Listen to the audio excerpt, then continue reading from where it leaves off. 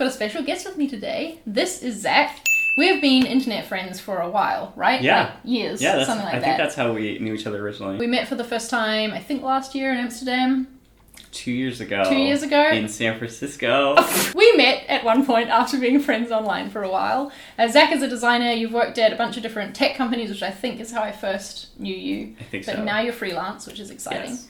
And in this video, I just really wanted to get Zach to share the story of his career, because I think everyone has a different pathway into design, and then a different pathway once they get into design as well. And I think everybody thinks it has to go in one direction. Mm-hmm. It's not.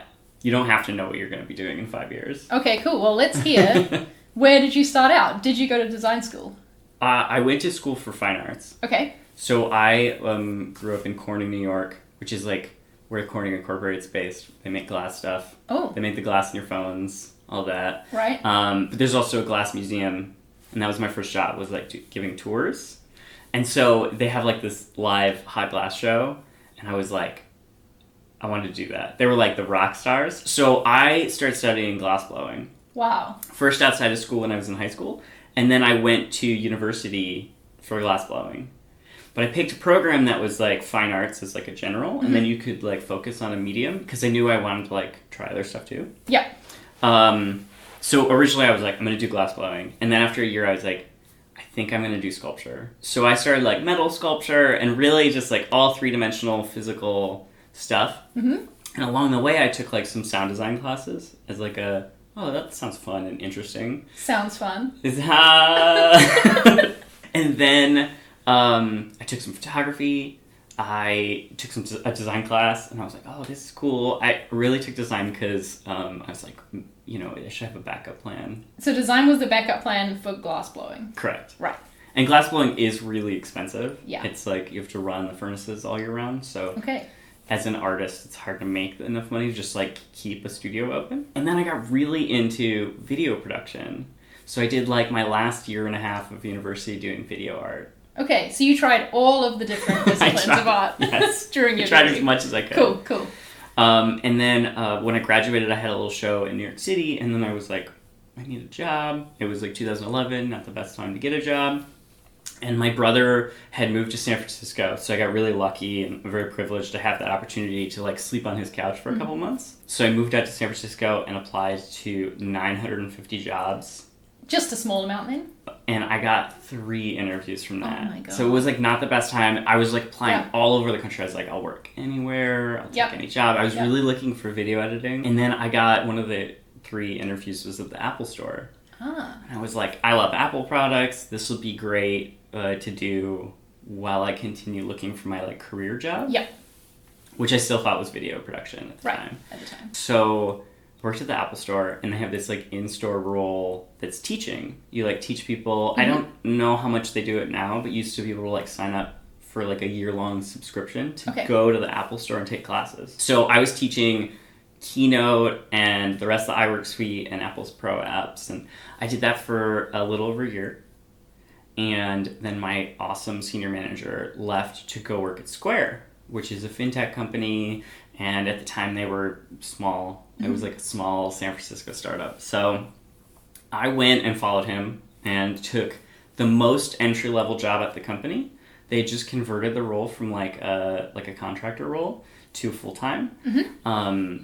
So in a lot of the tech companies in San Francisco, there's a cafeteria. Yep. And at Square, they have someone check you out, so you pay for your lunch so they can test their product. It's dog fooding, test your own products. Yep. So my job was to literally swipe people's credit cards and be testing the product and write bug reports. Right. But also fix the kegerator when it broke. Okay. And pour champagne at the going away events that the design team had. Oh. So that was my role in the design team, was pouring champagne for them and then leaving. So I was really foot in the door opportunity. Yeah. I stayed at Square for 5 years. I moved into a presentation design role, and that's when I started doing presentation design. Mm-hmm. And part of the reason I could do that is I had taught Keynote at Apple, so I had that background. Yeah. And I had a semester of design education from university, so I sort of put those two together and was I can do that job. Yeah. And they gave me a chance, and it was great that I was in the company already, because I sort of it's like I hate to say, like, everyone's like, the trick is to network, but like that's really how I got the job. Internal just, like, networking. Yeah, exactly. Yeah, of course. I just knew the people that were on the team, and so I hate like recommending it because it's such like a cliche, like just network, but it's really important who you know and like meeting people to make those moves even within a company. So I did presentation design, and then we had a little reorg, and I started running the communications design team. So you went from swiping the cards and pouring the champagne yes. to running the communications design team. That's right. Great. So that was my path over 5 years at Square. And then at the end of 2017, my partner and I moved to Amsterdam, and I started working at Figma, the design tool company. We know all about Figma. We know all about Figma. So I did that for a year, and then just in February this year, I full-time freelancing. And what was your role at Figma? Oh, that's a really good question. So I left being a designer to run the design education program at Figma, and then I started doing designer advocacy in Europe because I was based here. So hosting events and meetups and helping other people host events and meetups around Europe. Yeah, and now you've gone back to design in what you do with your own business. Yes, so I run a presentation design consultancy. Yeah. And we focus on companies. We. Yeah.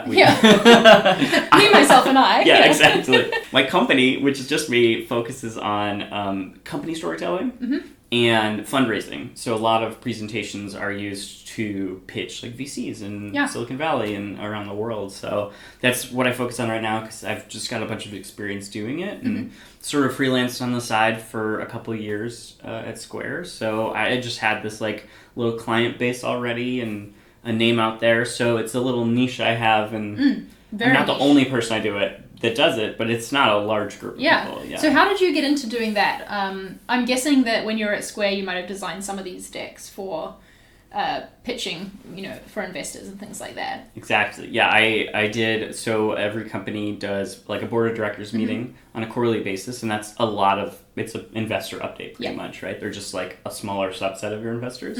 So I did that quarterly for, I don't know, four years. Yeah. And then I think 3 or 4 of the fundraising rounds that Square did, I worked on those pitch decks. And then when Square IPO'd, I worked with the team, the brand marketing design team, to do a bunch of materials for the IPO and the whole roadshow, which is in the land of investor relations, sort of the big deck. Cool.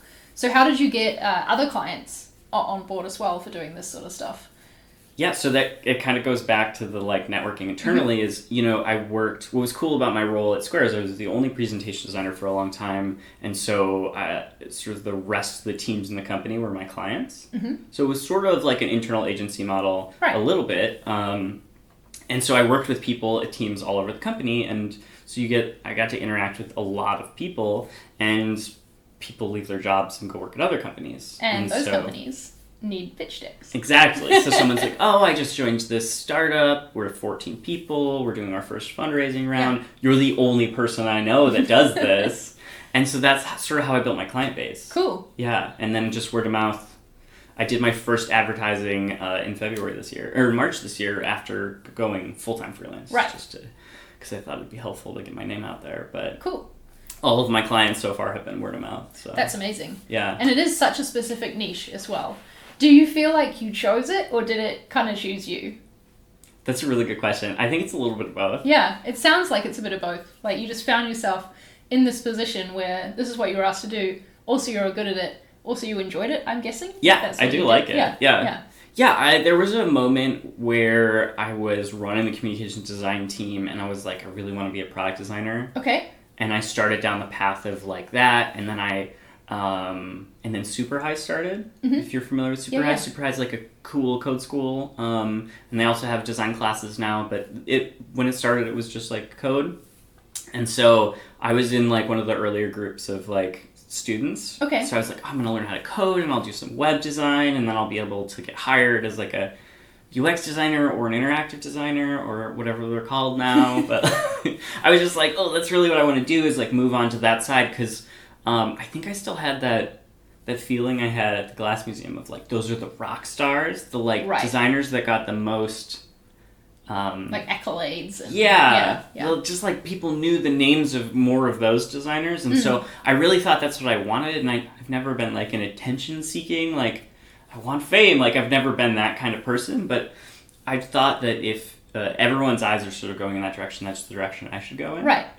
And learning that I don't have to do that or need to do that has been really great to be like, I tried some product design and I was like, oh, you know what? This isn't the thing that like gets me excited every day. So that's what I love about why having you on this channel to tell your story is because it is such a different role in design that you have. One that like maybe some people watching this, you're the first presentation designer they've even heard of. Right, yeah. Like, exactly. Now they know this job exists. Right. So that's really exciting. Because I do think there's a tendency for us to think we have to go with what most people seem to be doing. Like for me, when I left university, most people were working at agencies. Right. So I was like, oh, obviously that's what I should aim for. I'm going to take this in-house job for now, but eventually I should try and go for an agency because that's like the done thing. Right. And, discovered actually I really like in-house.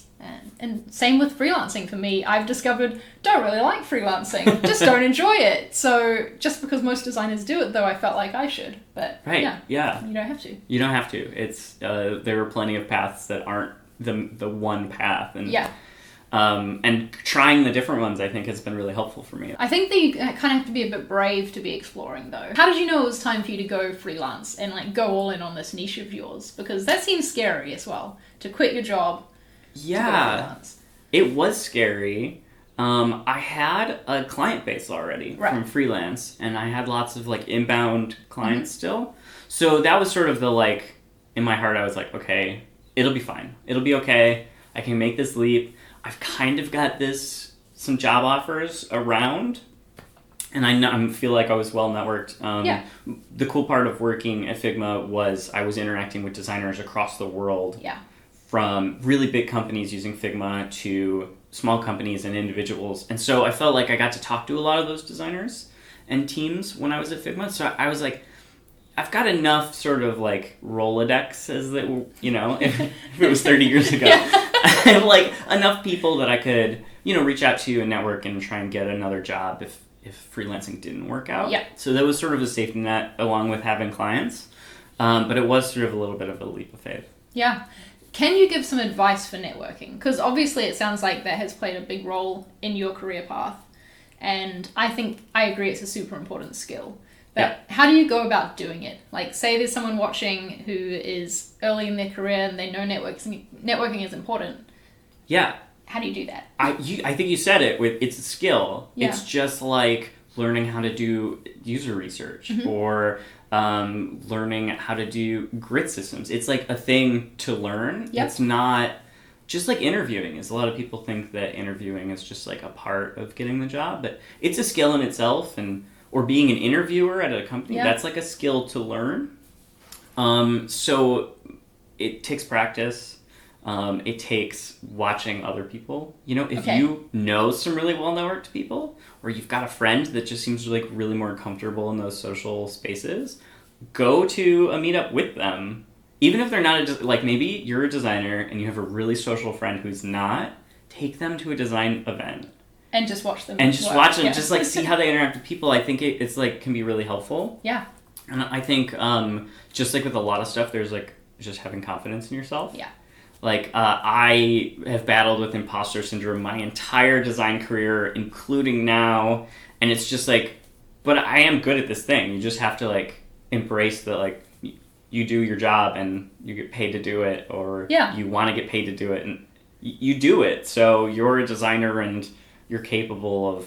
And have some confidence. Have some confidence in that. Yeah. I think a lot of people do this thing where they layer like all these like asterisks, like footnotes onto what they do. Well, I'm an aspiring designer. I just started out. I'm not very good yet. Like you start layering those in when you introduce yourself to someone. And it's like, that person doesn't need to hear that. Yeah. You're like, I'm a designer and I focus on this, or I'm really excited about this right now. I love that. Yeah. Yeah. Well, for me, when I'm networking as well, I always think about what made me feel really comfortable when someone approached me, because I'm an introvert and I'm not good at talking to people a lot of the time. And so, what was something that made me feel really comfortable and made me feel like we had a great conversation? How can I copy that? Exactly. Yeah. I'm also an introvert and struggle a lot You wouldn't be able to tell. I've seen Zach network, and he is great at it. Thank you. I think the other thing is everybody likes talking about themselves. Yeah, like, it's just human nature yeah. to want to talk about yourself. But oftentimes when people have conversations, they like relate. It's like the sympathizing that they relate something to what their experience is. Yeah. So ask questions. People love talking about themselves. Great. Yeah. Great advice. Yeah, love it. Do you ever miss glass blowing? That is my question to end on. I do. I actually miss glass casting. Okay. What is that? So you have like a giant 50-pound ladle. Okay. Well, I don't know how many kilograms that is. It's fine. It's heavy. You can imagine. Yeah. 35-kilogram ladle. Like a metal ladle. It's like a bowl on a stick. And you dip it in a crucible full of molten glass at like 21 to 2300 degrees Fahrenheit. It sounds badass. Also don't know how much that is Celsius. And then you pour it into molds that you've made out of like sand and resin or plaster, or there are materials for making molds out of. I did a lot of like sand and resin. So it's like not blowing the glass, but like forming it some other way. Exactly. Love it. Yeah. Oh, amazing. I love that. Thank you for sharing your story, Zach. God, of course. I think it's really interesting to hear this completely non-linear path into design, and the fact that you tried a bunch of stuff out to get to where you wanted to be and to figure out what you wanted to be. We've got another video coming up with Zach, actually, where because he is a presentation designer, that is his whole thing. He's going to be sharing his top tips for presentation design. So stay tuned for that video. We'll be linking it on a card when it does come out. And Zach, you have somewhere else where people can go to learn more about presentation design, right? Yeah, presentation.design. Great URL. Is a Medium publication. And there's a couple authors on there that are really passionate about or specific to the area of presentation design. And I'm continuing to sort of add resources to it as I can. Great. There'll be links to all of Zach's stuff, socials, all the things down below in the descriptions. Check that out. Give the video a thumbs up if you enjoyed it, and we'll see you next time. Bye. Bye.